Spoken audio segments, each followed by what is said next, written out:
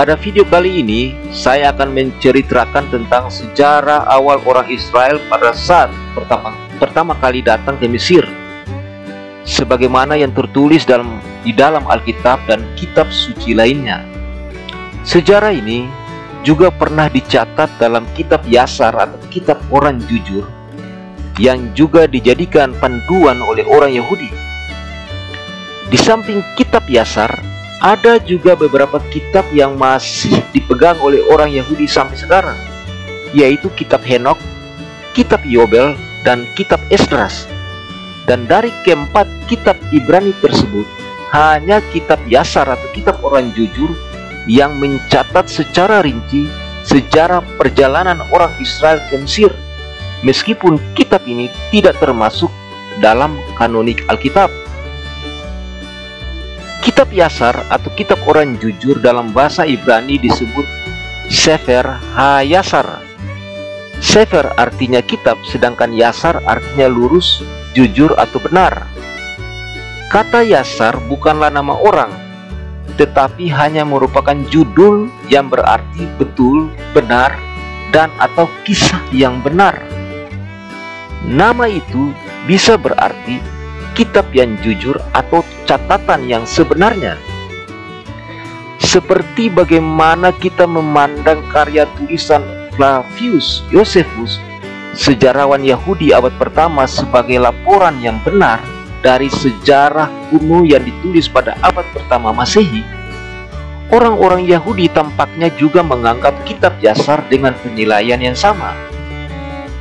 Kitab Yasar bukanlah kitab suci, akan tetapi kitab ini merupakan suatu laporan yang benar dan akurat dari sejarah, mulai dari saat awal penciptaan sampai kepada kematian Yosua.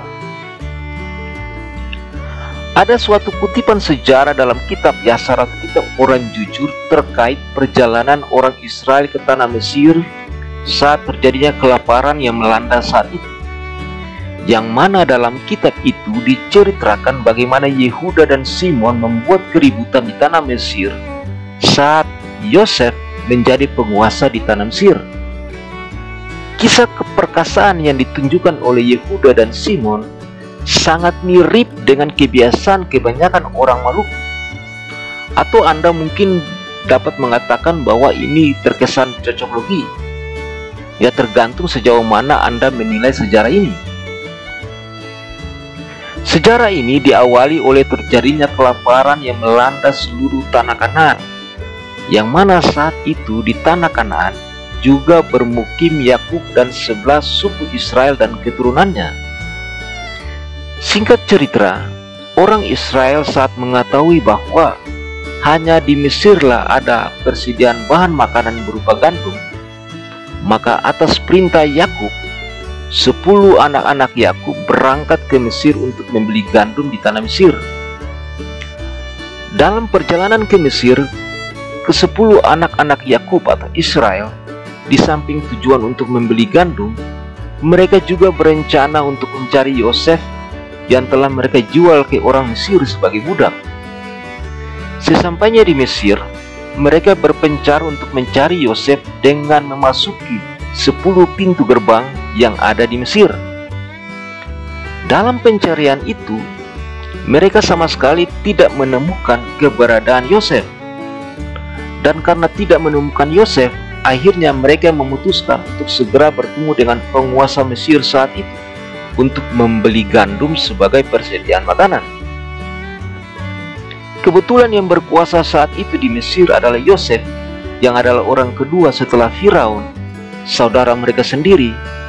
Dan Yosef yang telah mengetahui kedatangan saudara-saudaranya akhirnya membuat suatu rencana untuk mengetahui apakah saudara-saudaranya masih mengasihi dia atau malah sebaliknya.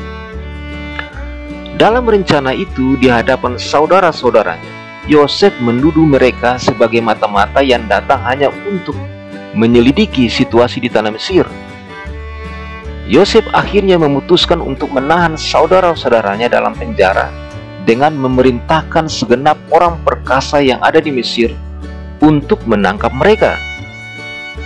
Karena tidak terima dengan apa yang dilakukan oleh Yosef, akhirnya Simon memberontak dan membuat keributan.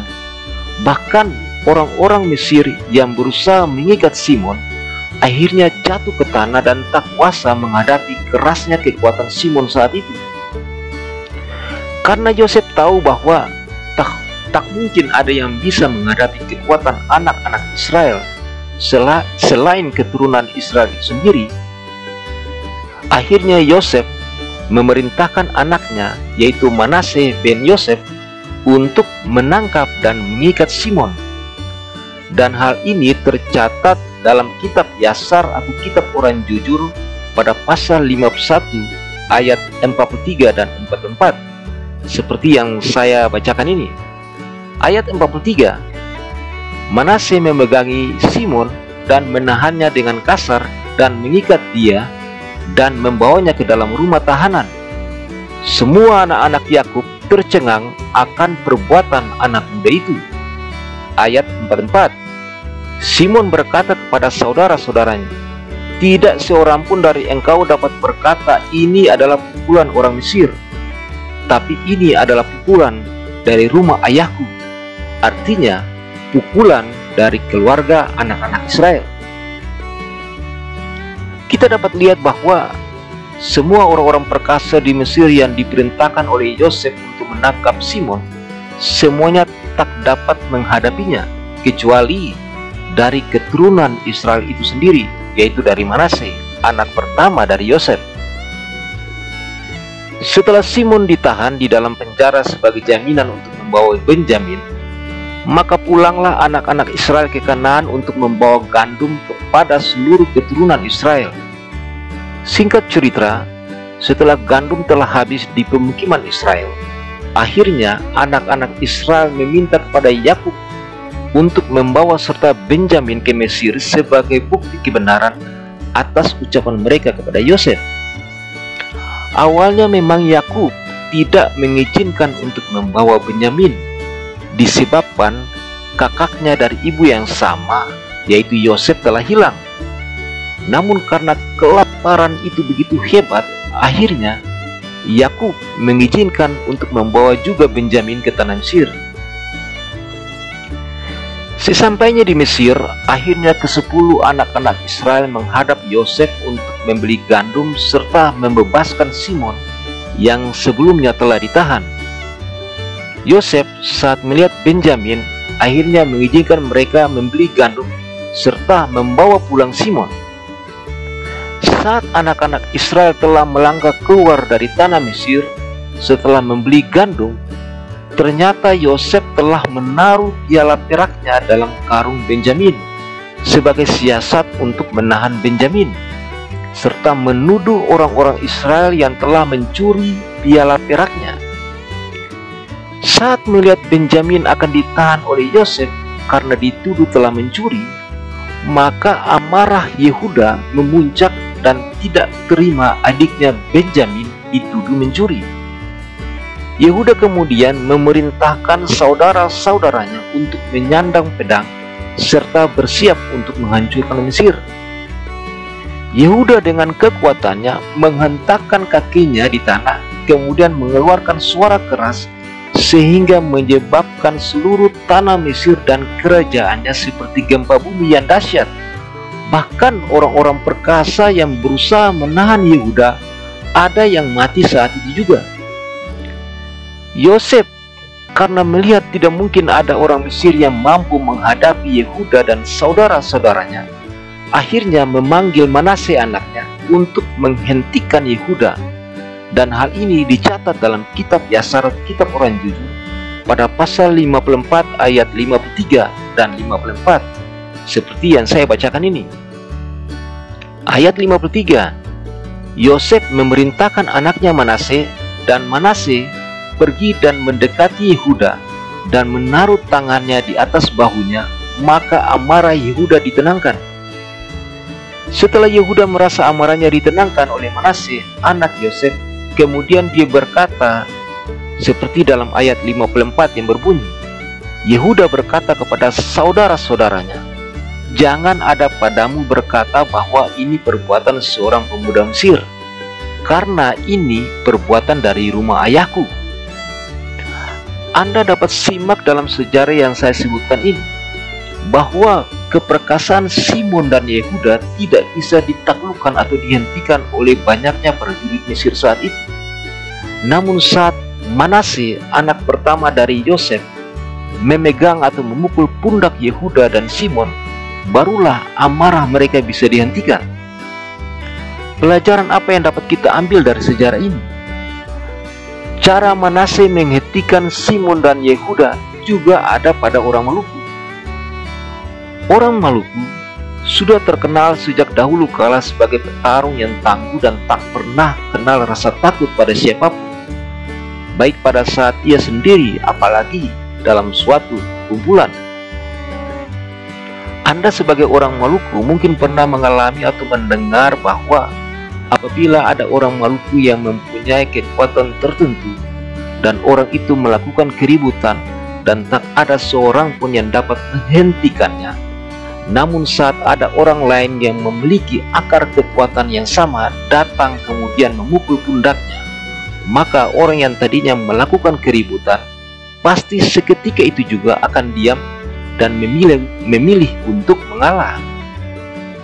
Kalau di daerah lain di Indonesia, kebiasaan ini hanya bisa dihentikan oleh seorang guru kepada muridnya yang sedang melakukan keributan. Akan tetapi di Maluku sangat beda. Siapapun dia, meskipun orang itu berasal dari desa yang berbeda atau beda marga, jikalau dia datang dan menepuk pundak orang yang melakukan keributan, maka orang itu pasti akan tenang dan diam. Dan kebiasaan ini tidak dapat dilakukan oleh semua orang dan hanya dapat dilakukan oleh orang-orang tertentu saja. Dan ini adalah kebiasaan orang Maluku pada umumnya. Dalam hal ini, orang yang pundaknya dipukul untuk tidak melakukan keributan seakan-akan ingin berkata seperti Simon dan Yehuda berkata, "Jangan ada padamu berkata bahwa ini perbuatan seorang pemuda Mesir, karena ini adalah perbuatan dari rumah ayahku." Artinya, baik yang dipukul pundaknya maupun yang melakukan pemukulan adalah sedarah atau satu turunan meskipun beda desa atau marga. Anda mungkin berkata bahwa ini terlalu tendensius atau seakan memaksa kebiasaan yang mungkin saja ada kemiripan. Saya pun sama, tidak akan melakukan itu. Namun dengan fakta sejarah ini dan dengan beberapa video yang telah saya buat sebelumnya, saya rasa kita harus membuka diri untuk berpikir kritis tanpa mengesampingkan secuil pun dari fakta yang ada untuk menyatukan pemahaman terkait sejarah Maluku secara utuh. Silakan Anda tinggalkan komentar yang membangun untuk menilai sejarah kita orang Maluku. Salam hormat saya, semoga tetap sehat. Salam satu gandum.